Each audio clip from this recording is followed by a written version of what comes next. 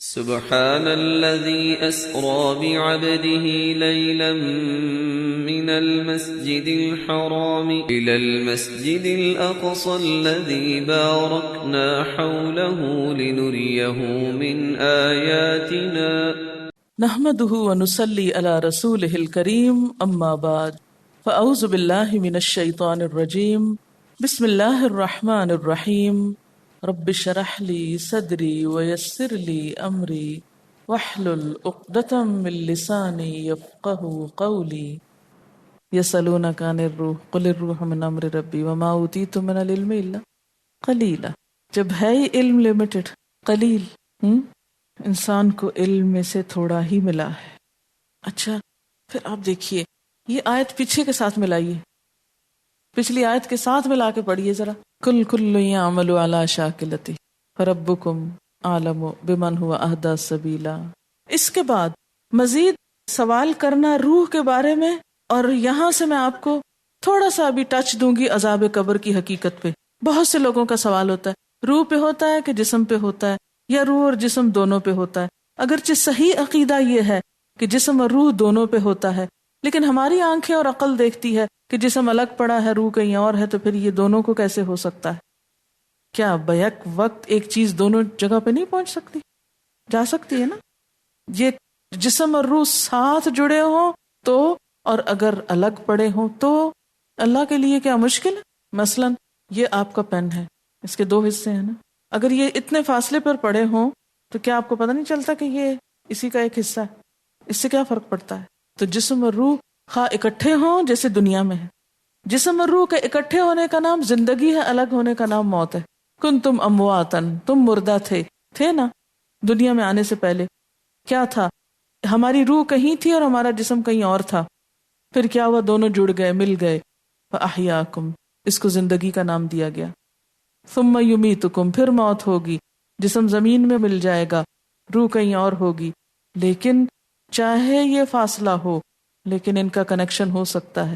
مثلا آپ نے دیکھا ہوگا کہ ایک ذرہ بعض اوقات سورج کی روشنی کو ریفلیکٹ کر رہا ہوتا ہے، ایک ذرہ، اور ایسی ہی ریز اس میں سے اٹھ رہی ہوتی ہیں جیسے ڈائریکٹ سورج سے آ رہی ہوں. تو کیا نقصان ہوا؟ وہاں سے چلی ذرے تک، ذرے سے ہو کے آپ تک پہنچی. ڈائریکٹ بھی آ سکتی تھی اور اس کے ذریعے بھی آ سکتی تھی. تو جب عذاب ہونے لگا، عذاب جا رہا ہے، مثلا یہ عذاب جا رہا ہے، ٹھیک، جب جا رہا ہے تو روح اور جسم الگ الگ بھی ہو تو دونوں پہ ڈائریکٹ شعاع پڑ سکتی ہے نا سورج کی، کہ نہیں پڑتی؟ اب جب آپ دیکھیے مثلا اس وقت سورج نکلا ہوا ہے تو کیا وہ صرف آپ کے گھر پہ چمکتا ہے؟ کہاں کہاں جاتا ہے؟ بیک وقت ہزاروں میل پہ پھیلا ہوا ہوتا ہے نا. ایک بڑے حصے پہ سورج ہوتا ہے. ایک چھوٹی سی چیز نے بہت سی چیز کو کور کر لیا نا، اپنے اندر گرمی پہنچا دی.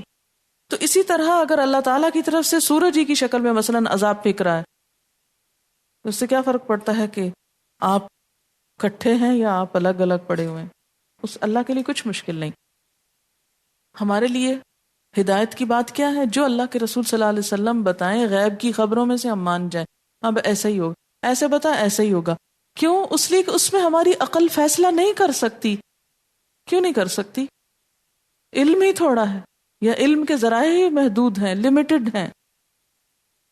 اور پھر جو ہمارا علم ہے وہ تو ہے بھی ایسا کہ جس وقت چاہے اللہ لے لے واپس.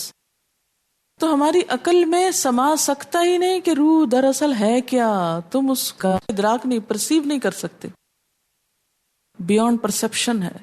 کیا سمجھو گے؟ ایسے سوال کر کے کیا پوچھو گے؟ وہی کہاں سمجھ سکتے ہو کہ وحی کیسے آتی ہے؟ آج کے دور میں تو پھر بھی انسان کہہ سکتا تھا وہ جی ٹرانسمیشن ہوتی ہے، ایک ٹرانسمیشن کے لفظ سے شاید کچھ سمجھ میں آ جائے. لیکن اس دور میں تو ٹرانسمیشن کا لفظ بھی کسی کو نہیں پتا تھا. یعنی ایک شخص یہاں سے بول رہا ہے اور ٹرانسمیٹر کے ذریعے کہیں سے کہیں بات پہنچ رہی ہے. پھر فرمایا وَلَئِن شِئْنَا، اگر ہم چاہیں، لَنَذْهَبَنَّ، البتہ ہم لے جائیں، ضرور لے جائیں، بِالَّذِي، اس چیز کو، أَوْحَيْنَا إِلَيْكَ، جو ہم نے آپ کی طرف وحی کے ذریعے بھیجی. یعنی وحی کے ذریعے جو تھوڑا بہت علم دیا گیا ہے، اللہ چاہے تو وہ بھی سارا واپس لے سکتا ہے، دل سے محو کر سکتا ہے. ثم لا تجد لك به علينا وکیلا، پھر تم ہمارے مقابلے میں کوئی وکیل نہ پاؤ گے، کوئی حمایتی نہ پاؤ گے. وکیل کا کام کیا ہوتا ہے؟ آپ کو آپ کا حق لے کے دینا، یعنی جو دوبارہ وہی کو آپ کی طرف لوٹا دے. یہ کس کو کہا جا رہا ہے؟ حضور صلی اللہ علیہ وسلم کو، کہ آپ کو بھی جو دیا جا رہا ہے. اچھا اگر آپ سچے نبی نہ ہوتے تو یہ آیت کبھی لکھتے؟ یہ آنے دیتے بیچ میں یہ آیت؟ اپنے بارے میں یہ ایسی بات کو لکھتا ہے؟ نہیں. یہ بھی آپ کے سچا ہونے کی دلیل ہے اس قرآن کے. اور اے محمد صلی اللہ علیہ وسلم، ہم چاہیں وہ سب کچھ تم سے لے لیں جو ہم نے وحی کے ذریعے سے تم کو عطا کیا، پھر تم ہمارے مقابلے میں کوئی حمایتی نہ پاؤ گے جو اسے واپس لا سکے. الا رحمتا من ربک، مگر تیرے رب کی رحمت سے. ان فضلہ کان علیک کبیرا، بے شک اس کا فضل آپ پر بہت بڑا ہے کہ اس نے نازل کردہ وحی کو واپس نہیں لیا یا وحی الہی سے آپ کو مشرف کیا. الا رحمتا من ربک، تو گویا ہدایت کا ملنا، وحی کا ملنا، یہ بھی دراصل کیا ہے ہمارے لیے؟ رحمتا من ربک. ان فضلہ کان علیک کبیرا، یہ فضل ہے اللہ کا، نعمت ہے. قل ان اجتمعت الانس والجن، کہہ دیجیے اگر جمع ہو جائیں انس و جن، الا ان یأتوا، اس بات پر کہ لے آئیں، بمثل ھذا القرآن، اس قرآن جیسی کوئی چیز، لا یأتون بمثلہ، نہیں لا سکتے اس جیسی کوئی چیز. ولو کان بعضهم لبعض ظہیرا، اگرچہ ہوں ان میں سے بعض کے لیے مددگار. 1400 سال سے یہ چیلنج موجود ہے، آج تک تشنہ جواب ہے. اصل میں یہ ساری باتیں کس لیے کی جا رہی ہیں؟ کہ ان لوگوں کا شک دور کیا جائے جنہوں نے کہا کہ محمد صلی اللہ علیہ وسلم نے اس قرآن کو خود لکھ لیا. فرمایا نہیں، یہ امر رب ہے، ہم چاہیں تو لے بھی سکتے ہیں. اور اگر تم سمجھتے ہو کہ محمد صلی اللہ علیہ وسلم نے خود لکھا، تم بھی ایسا لکھ کے لے آؤ اور سارے جن و انس جمع ہو جاؤ اور اس قرآن جیسی کوئی کتاب بنا لاؤ. اگر محمد صلی اللہ علیہ وسلم نے بنا لی، وہ بنا سکتے، تم بھی بنا سکتے، تم بھی بنا لو. فرمایا نہیں، بنا ہی نہیں سکتے. خواہ سارے ایک دوسرے کی مدد کریں، سب کٹھے ہو جائیں، پھر بھی نہیں. اسی لیے تو حضور صلی اللہ علیہ وسلم فرمایا تھا قل لو شاء اللہ ما تلوت علیکم، کہہ دیجئے اگر اللہ چاہے تو میں تمہیں نہ پڑھ کے سناؤں، ولا ادراکم بھی، نہ میں تم کو بتاؤں. فقد لبثت فیکم عمرا، میں تو تمہارے درمیان ایک لمبی عمر رہا، من قبل، اس سے پہلے. افلا تاکلون، تم عقل سے کام نہیں لیتے ہو کہ اتنے سال تو میں نے کبھی تمہیں ایسی کوئی بات نہیں بتائی تھی، کبھی کچھ نہیں کہا تھا. اور آپ صلی اللہ علیہ وسلم جو قرآن سنا کر گھر واپس جاتے تو گھر کے لوگوں سے قرآن کی زبان میں نہیں باتیں کرتے تھے. حدیث کے الفاظ، حدیث کا ٹیکسٹ اور قرآن کا ٹیکسٹ آپ جیسے عربی نہ جاننے والوں کو بھی واضح پتہ چل جائے گا کہ یہ قرآن ہے اور یہ نہیں. یہ سورت خود ایک سٹائل ہے، یعنی ایک تو میسج دے رہی ہے اور ایک زبان دانی کا زور بھی ہے ساتھ ساتھ. لاؤ اس جیسی کوئی چیز، یہ سٹائل تو لا کے دکھاؤ. کتاب تو دور، سٹائل ہی لا کے دکھاؤ کہ اتنے میننگ فل باتیں اتنے ردم کے ساتھ آئیں.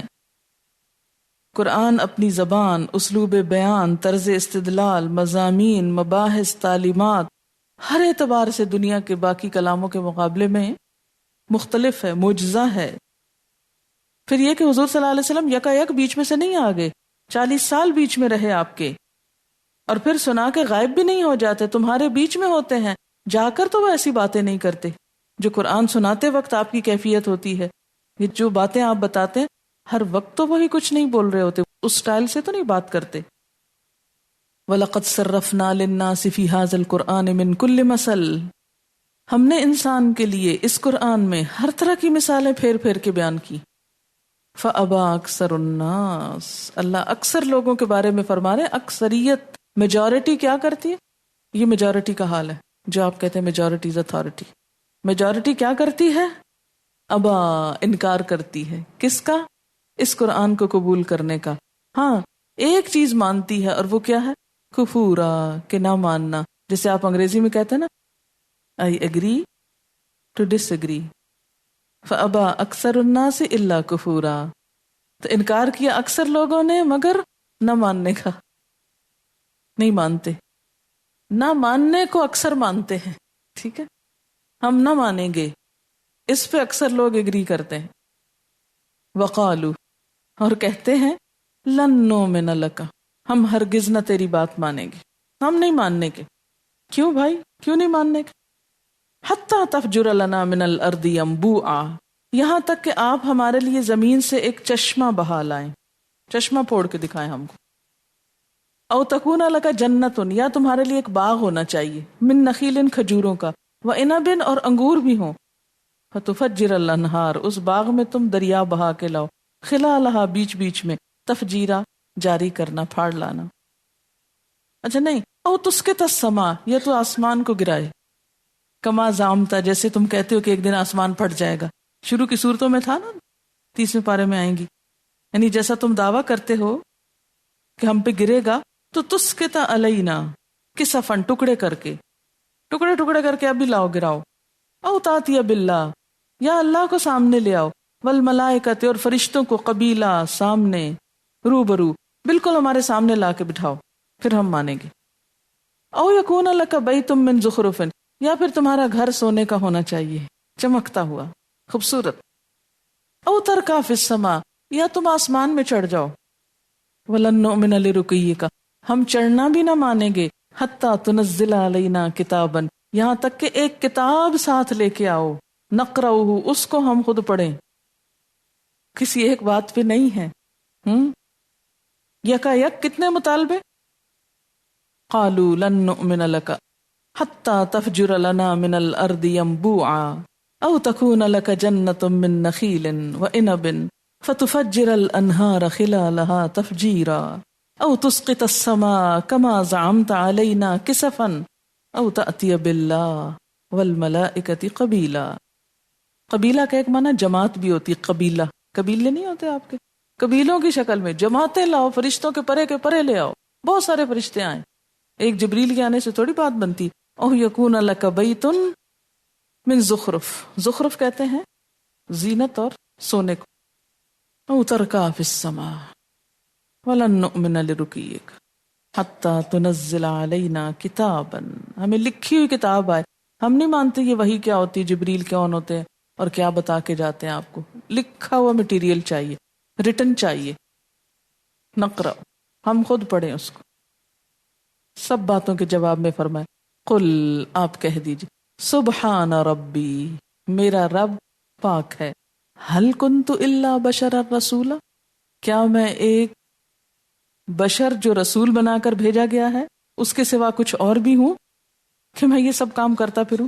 یعنی میری حیثیت کیا ہے کہ ایک بشر اور رسول ہوں جس کے ذمے لوگوں کی ہدایت ہے، نہ کہ چشمے بہانے اور کھجوروں کے درخت لگانے اور آسمان گرانا یا اللہ کو بلا کے لانا یا پھر سونے کے گھر بنانا یا آسمان پہ چڑھنا۔ یہ میرے کام تھوڑی ہیں، میں ان کاموں کے لیے بھیجا گیا ہوں۔ میں تو کون ہوں؟ بشر الرسول۔ لیکن لوگ اس کو بھی نہیں مانتے۔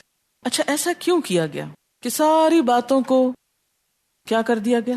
صفر کر دیا گیا کہ میں تو ایک رسول ہوں، مجھے نہیں پتا کہ یہ تم کیا کہہ رہے ہو، یہ جو تم مجھ سے مطالبہ کر رہے ہو۔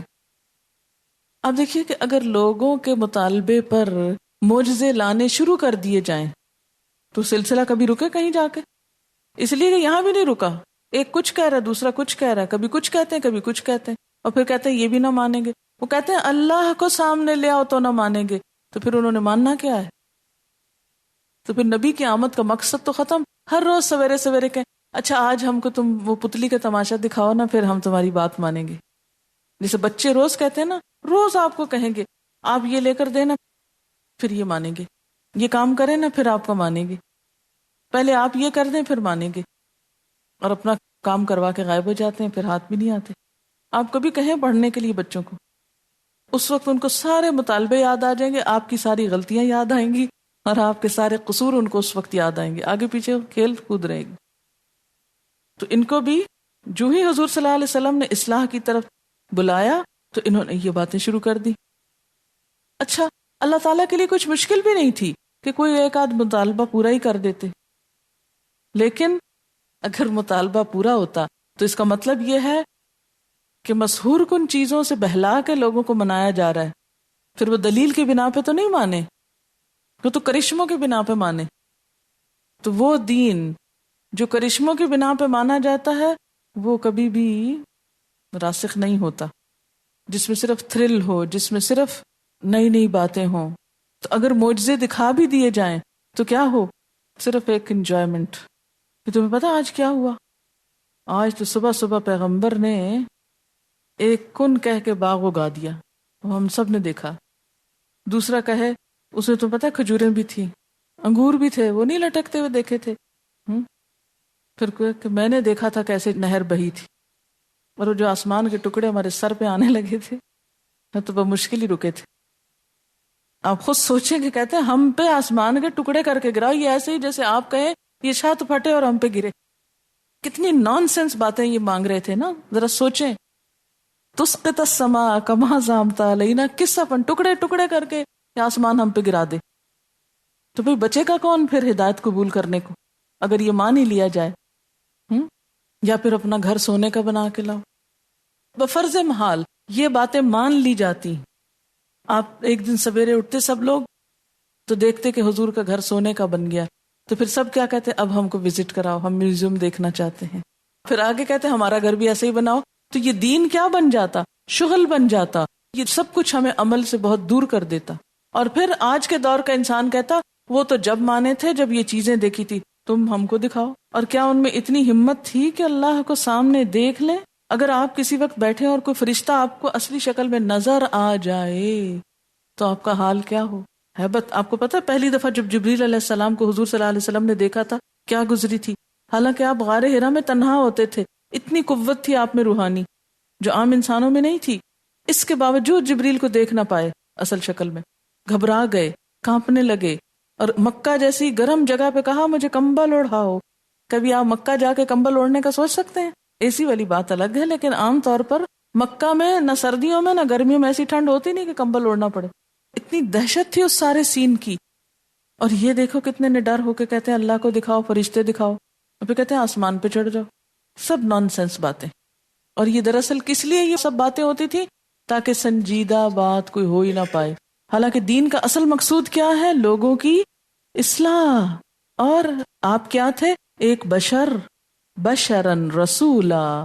بشر کیوں کہا گیا یہاں آپ کو؟ لمیٹیشنز کے لیے، کہ آپ کی لمیٹیشنز ہیں، آپ فرشتے نہیں ہیں. کیونکہ فرشتے کی لمیٹیشنز ہیں، وہ اوپر بھی چلے جاتے ہیں، آسمان پہ چڑھ جاتے ہیں، کتاب اتار لائیں مثلا. فرمایا میں نہیں اتار سکتا، میں تو ایک بشر ہوں. ہاں یہ ہے رسول بن کے آیا ہوں. کیوں؟ تاکہ لوگوں کی اصلاح کروں. اللہ کا پیغام لایا ہوں بندے تک. پیغام لو، جس کام کو آیا وہ کرو. اور تم ہو کہ نت نئی باتیں کیے چلے جا رہے ہو. یہ جو رقی ہے نا، رقیہ یرقا ہوتا ہے، اسی سے ترقی ہے. وما منع الناس، اور نہیں روکا لوگوں کو، ان یؤمنوا، کہ وہ ایمان لے آئیں، اذ جاءہم الہدی، جب ہدایت ان کے پاس آ گئی. ہدایت کے آنے کے بعد اس پر ایمان لانے سے لوگوں کو کس چیز نے روکا؟ الا ان قالوا، مگر یہ کہ انہوں نے کہا، ابعث اللہ بشر الرسول، کیا اللہ نے ایک بشر کو رسول بنا کر بھیجا؟ یعنی ایک انسان کا رسول ہونا لوگوں کے لیے سخت تعجب کی بات تھی. ہر دور کے لوگ اسی غلط فہمی میں مبتلا رہے کہ بشر کبھی پیغمبر نہیں ہو سکتا. اس لیے جب کوئی رسول آیا اور انہوں نے دیکھا کہ وہ کھاتا پیتا ہے، بیوی بچے رکھتا ہے، گوشت پوست کا انسان ہے، تو فوراً ہی فتویٰ دے دیا کہ یہ تو ہماری طرح کا انسان ہے، اور یہ پیغمبر کیسے بن گیا. اور اسی طرح جب وہ گزر گیا تو ایک مدت کے بعد اس کے عقیدت مندوں میں ایسے لوگ پیدا ہو گئے جو پھر کہنے لگے کہ وہ بشر نہ تھا کیونکہ پیغمبر تھا. کسی نے اس کو خدا بنا دیا، کسی نے خدا کا بیٹا کہا، کسی نے کہا خدا اس کے اندر حلول کر گیا، اور کسی نے کہا. تو گویا بشریت اور پیغمبری دونوں ایک دوسرے کے متضاد رہیں لوگوں کی عقل میں، حالانکہ ایسا نہ تھا. وما منع الناس ان يؤمنوا اذ جاءهم الهدى الا ان قالوا ابعث اللہ بشر الرسول. اور گویا بشر ہونا ان کے نزدیک پیغمبر کے اندر ایک عیب تھا. بشر ہونا ایک کوتاہی سمجھ لی گئی جو پیغمبری کے تقاضے کے خلاف ہے. آج بھی آپ دیکھیے کہ جب کوئی شخص دین کی بات بتاتا ہے تو لوگ اس کو سپر ہیومن دیکھنا چاہتے، اور اس کے اندر عام انسانوں والی کوالٹیز ان کو چبھنے لگتی. یہی چیز ایک آڑ بن جاتی ہے ہدایت کو قبول کرنے میں، کہ لو ہم فلاں کے منہ سے نکلی ہوئی بات سنیں، فلاں پڑھائے گا یا فلاں بتائے گا یا فلاں سنائے گا تو ہم نہیں سنیں گے، اور اس کے پیچھے اس کی کوئی نہ کوئی کمی کوتاہی کوئی چیز چن لی، فلاں کے پاس پڑھنے جاتے ہو، وہ جو یہ اور یہ کہتا ہے یہ کرتا ہے، حالانکہ ہر شخص کا عمل اس کے اپنے ساتھ ہے۔ ہمیں اچھی بات کہیں سے بھی لے لینی چاہیے جب تک کہ وہ بات حق ہے، اور کہنے والا کون ہے یہ اگرچہ اہم ہوتا ہے، لیکن کبھی خود کو ہدایت سے انسان اس لیے محروم نہ رکھے کہ وہ کسی ایک آدھ چیز میں بتانے والے سے ڈس ایگری کرتا ہے۔ کبھی ایسا نہیں ہو سکتا کہ کوئی بھی ہیومن بینگ آپ کو وہ ملے جس سے آپ کسی معاملے میں ڈس ایگری نہ کرتے ہو، جیسے ابھی پیچھے بھی بات ہوئی، یہ پاسبل ہی نہیں۔ لہٰذا پرفیکشن تو آپ کو کہیں نہیں ملے گی، پیغمبروں میں تو پھر ہے لیکن عام انسانوں میں نہیں ہوا کرتی، اور پرفیکشن کی تلاش بسا اوقات انسان کو حق ہدایت سے دور کر دیتی۔ اسی لیے ہدایت کا معیار کوئی انسان نہیں، اللہ کی کتاب اور اس کے رسول صلی اللہ علیہ وسلم ہے، اور کبھی بھی ہدایت کی تلاش ہو تو انہی دو چیزوں کی طرف رجوع کریں، پھر خواہ کوئی بول کے اس کی تفسیر کرے یا لکھ کر کرے، تو اصل چیز ٹیکسٹ ہے، اوپر کا حصہ ہے، کلام ہے۔ فرمایا قل لو کان فی الارض، جواب اس کا کیا دیا گیا؟ اگر ہوتے زمین میں ملائکتن فرشتے رہتے، یمشونا چلتے پھرتے، مطمئنین اطمینان کے ساتھ، لنزلنا علیہم من السماء ملکا رسولا، تو ہم ان پر آسمان سے ایک فرشتے کو رسول بنا کے اتار دیتے۔ یعنی بشر کے بعد تو پھر فرشتہ ہی رہ جاتا ہے نا جسے رسول بنایا جا سکتا تھا، تو پھر فرشتہ تو رسول جب آتا بن کے جب زمین پہ بھی فرشتے رہتے ہوتے، اسی لیے وہ ان کے لیے ایک اچھی اگزامپل ہو سکتا تھا۔ انسانوں کے لیے فرشتہ تو اگزامپل نہیں بن سکتا، کیونکہ فرشتے کا اپنا مزاج ہے، اپنی تخلیق، اپنی ساخت، اپنا سب کچھ، نو کمپیریزن۔ تو انسان پھر کیا کہتے؟ وہ تو جناب فرشتہ ہے، اس نے تو سب اچھے کام کرنا ہی ہے، ہم کیسے اچھے ہو سکتے ہیں، ہم تو بشر ہیں۔ پھر اعتراض کرتے اللہ نے فرشتہ رسول بنا کے بھیج دیا، ہمارے کس کام کا؟ قل کہہ دیجئے کفا باللہ شہیدم بینی و بینکم، کافی ہے اللہ گواہ میرے اور تمہارے درمیان، کس بات پر؟ کہ میرے ذمہ جو تبلیغ اور دعوت کی ذمہ داری تھی وہ میں نے پوری کر دی، جو میسج مجھ کو پہنچانا تھا وہ میں نے پہنچا دیا۔ کفا باللہ شہیدم بینی و بینکم انہ کان بعبادہ خبیرا بصیرا۔ یہ کیوں آپ کو یہ بات سکھائی گئی، کیوں بتائی گئی؟ کہ آپ اپنا کام کرتے جائیں، ماننے والے مان جائیں گے، نہیں ماننے والے نہیں مانیں گے۔ اور ہوا نا، شروع میں تھوڑے تھے پھر زیادہ ہو گئے، آپ کے دور میں اتنے لوگوں نے نہیں مانا جتنے آج آپ کو مان رہے ہیں۔ تو اس سے کیا فرق پڑتا ہے؟ حق بات انسان کرتا چلا جائے، اس بات سے بے نیاز ہو کر کہ کون مانتا ہے اور کون نہیں مانتا۔ وَمَن يَهْدِ اللَّهُ فَهُوَ الْمُهْتَدِ، جس کو اللہ ہدایت دے وہی ہدایت پاتا ہے۔ وَمَن يُضْلِلْ، اور جس کو وہ بھٹکا دے، فَلَن تَجِدَ لَهُمْ أَوْلِيَاءَ مِن دُونِهِ، تو اس کے سوا ان کے لیے کوئی اولیاء مددگار نہ پاؤ گے۔ جسے اللہ بھٹکا دے اس کا پھر کوئی مددگار نہیں ہو سکتا، اس کو کہیں سے فائدہ نہیں پہنچ سکتا۔ وَنَحْشُرُهُمْ يَوْمَ الْقِيَامَةِ عَلَى وُجُوهِهِمْ، اور ہم اکٹھا کریں گے ان کو قیامت کے دن ان کے چہروں کے بل، منہ کے بل اٹھیں گے وہ لوگ۔ صحابہ کرام کو اس بات پہ بڑی حیرانی ہوئی، تعجب ہوا کہ یا رسول اللہ صلی اللہ علیہ وسلم، اوندھے منہ کس طرح حشر ہوگا ان کا؟ آپ نے فرمایا جس اللہ نے ان کو پیروں سے چلنے کی طاقت دی ہے وہ اس پہ بھی قادر ہے کہ انہیں منہ کے بل چلنے کی طاقت دے دے، چہرے کے ساتھ چلیں۔ وَنَحْشُرُهُمْ يَوْمَ الْقِيَامَةِ عَلَى وُجُوهِهِمْ، اچھا کیوں؟ اس لیے کہ دنیا میں حقیقتاً وہ منہ اندھائے ہوئے۔ اب دیکھیں کہ ایک شخص جو اسٹریٹ چل رہا ہو وہ اپنی آنکھیں استعمال کر سکتا ہے نا، دیکھ سکتا ہے راستے کو، اپنی عقل بھی استعمال کر سکتا ہے، اور ایک شخص جو منہ نیچے کر کے چلے، مرغا بن کے چلے، اس نے تو ٹکر کھانی ہے نا کہیں۔ تو حقیقت میں جو لوگ اپنی آنکھیں استعمال نہیں کرتے، اپنا دماغ استعمال نہیں کرتے، اللہ کے ہاں وہ کیا ہیں؟ جانور ہیں، منہ اندھائے ہوئے ہیں، دنیا میں بھی منہ کے بل چل رہے ہیں، تو آخرت میں بھی ان کا حشر یہی ہونا چاہیے۔ وَنَحْشُرُهُمْ يَوْمَ الْقِيَامَةِ عَلَى وُجُوهِهِمْ عُمْيًا وَبُكْمًا وَصُمًّا مَأْوَاهُمْ جَهَنَّمُ۔ قرآن پاک میں ایک آیت آتی ہے نا، أَفَمَن يَمْشِي مُقِبًّا عَلَى وَجْهِهِ أَهْدَىٰ أَمَّن يَمْشِي سَوِيًّا عَلَى صِرَاطٍ مُسْتَقِيمٍ۔ یہ پڑھتے ہیں اکثر لیکن کبھی غور نہیں کیا کیا اس میں کہا گیا ہے کہ ایک وہ شخص جو سر اندھا کے چل رہا ہے اور ایک وہ جو سیدھے راستے پہ چل رہا ہے، برابر کیسے ہو سکتے؟ تو جو جیسے چلے گا قیامت کے دن ویسا ہی اٹھے گا۔ اللہ نے عقل دی تھی، آنکھیں کان دیے تھے، تو جب استعمال ہی نہیں کیا تو پھر انجام کیا ہوگا؟ مأواہم جہنم، ان کا ٹھکانہ جہنم ہے. کن کا؟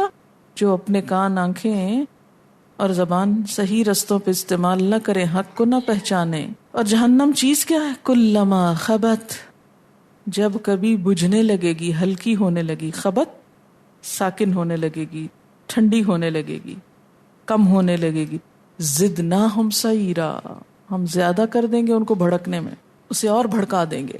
اچھا، دنیا میں ہر آگ بالآخر ٹھنڈی ہو جاتی ہے نا، کوئی بھی آگ ہو، آہستہ آہستہ آہستہ کینڈل جلائیں، لکڑی جلائیں، کوئلہ جلائیں، کچھ بھی بالآخر ختم ہونے لگتی ہے.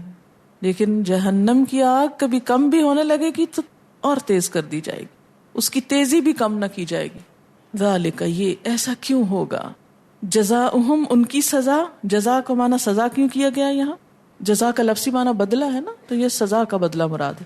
یہ ان کا بدلہ ہے بأنہم، کیونکہ انہوں نے کفروا، کفر کیا، بآیاتنا، ہماری آیات کا، ہماری ہدایت کا. وقالو، اور کہنے لگے یا کہتے تھے، اذا کننا عظاما، کیا جب ہم ہڈیاں ہوں گے، ورفاتن، اور چورا چورا ہوں گے، ریزہ ریزہ ہوں گے، انا لمبعوثون خلقا جدیدا، تو نئے سرے سے ہم کو پیدا کر کے اٹھایا جائے گا، ہم پھر سے پیدا ہونے والے ہیں، نئی پیدائش میں ہم کو پھر نئی زندگی ملے گی. ان کو اس بات پہ حیرت تھی. تو جس کسی کو دوبارہ جی اٹھنے پہ حیرت ہو، اس کا انجام یہی ہے، سخت آگ. اولم یرو، انہوں نے دیکھا نہیں، ان کو اللہ تعالیٰ اسی لیے اندھا بہرا کہتے ہیں نا، انہوں نے دیکھا نہیں، ان اللہ الذی خلق السماوات والارض، کہ بے شک اللہ وہ ذات ہے جس نے آسمان و زمین کو پیدا کیا ہے، قادر، وہ قادر ہے، علی ان یخلق مثلہم، کہ وہ ان جیسوں کو بنا لے، ان کی طرح کا بنا لے، یا ان جیسوں کو پیدا کر لے. جس نے اتنا بڑا آسمان بنایا، وہ ایک چھوٹا سا حقیر انسان نہیں بنا سکتا. وجعل لہم اجلا، اور اس نے بنا رکھی ہے ان کے لیے ایک وقت، یعنی موت، لا ریب فیہ، جس میں کوئی شک نہیں، یا قیامت جس کے آنے میں کوئی شک نہیں. جس رب نے اتنا بڑا آسمان بغیر ستونوں کے بنا لیا، وہ ایک انسان نہیں بنا سکتا. کتنی چھوٹی سمپل سی دلیل ہے نا بات سمجھنے کے لیے. آسمان تو سب کو نظر آتا ہے نا، اور یہ بھی نظر آتا ہے کہ بغیر کسی سہارے کے. اگر وہ اس کو بنا سکتا ہے تو تم کو کیوں نہیں بنا سکتا؟ فَأَبَى الظَّالِمُونَ إِلَّا كُفُورًا، تو انکار کیا ظالموں نے مگر انکار کا، انکار کیا ظالموں نے مگر انکار کرنے کا. یعنی انکار کرنے پہ ایگری کرتے ہیں اور ماننے کو ڈس ایگری کرتے ہیں.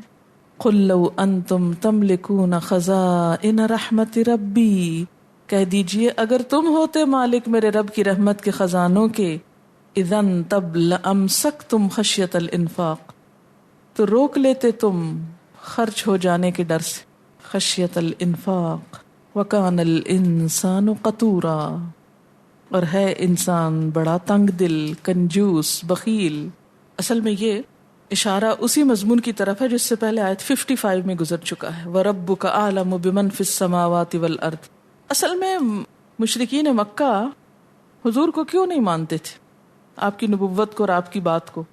اس کی وجہ یہ تھی کہ اگر وہ آپ کو مانتے تو آپ کی بڑائی ماننی پڑتی تھی، اور آپ کی بڑائی ماننے میں ان کو اپنی رسوائی نظر آتی تھی.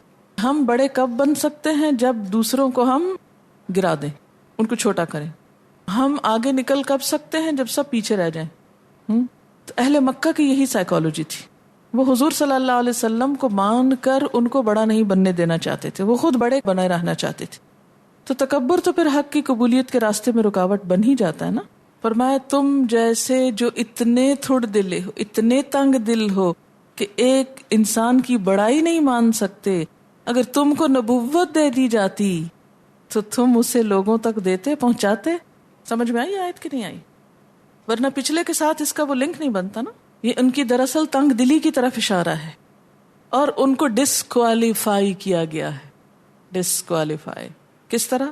کہ تم ہو تھوڑ دلے، اور اپنی اس تنگ دلی کی وجہ سے کیا ہے دراصل تم حضور کا اعتراف نہیں کرتے، آپ کی بڑائی کو نہیں مانتے. تو اگر ہم تم جیسوں کو نبی بنا دیتے تو پھر باقی انسانوں کا کیا بنتا؟